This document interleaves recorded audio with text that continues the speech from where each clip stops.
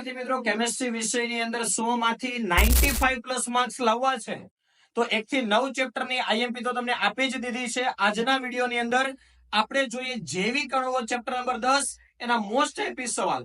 જેટલા સવાલ આપું છું પાર્ટ બી ની અંદર પણ આવી જશે અને જે સવાલ આપું છું એમાંથી જ પાર્ટ એ ની અંદર એમસીક્યુ પણ આવી જશે. આવી જાઓ ફટાફટ આઈએમપી આપી દઈએ.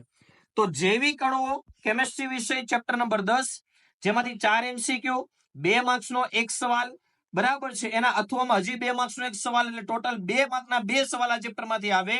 ટોટલ 8 માર્કનું આ ચેપ્ટરનું વેટેજ છે.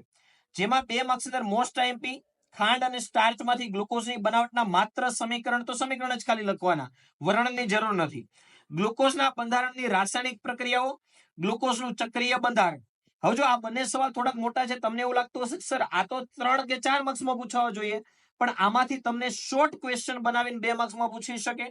ત્યાર પછી આવશ્યક અને બિન આવશ્યક એમિનો એસિડ ઉદાહરણ આપી સમજાવો. એમિનો એસિડનું વર્ગીકરણ જેમાં એસિડિક, બેઝિક, તટસ્થ, એમસીક્યુ પણ કવર થઈ જશે.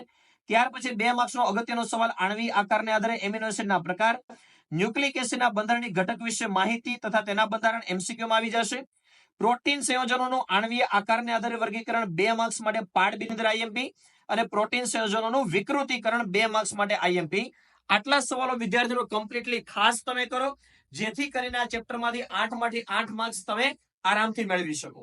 અને આવી જ રીતે આ વિડીયોના એન્ડ સાથે આપણે 10 ચેપ્ટરની આઈએમપી ના શોર્ટ્સ આપણે આપણી યુટ્યુબ ચેનલ પર મૂકી દીધા છે.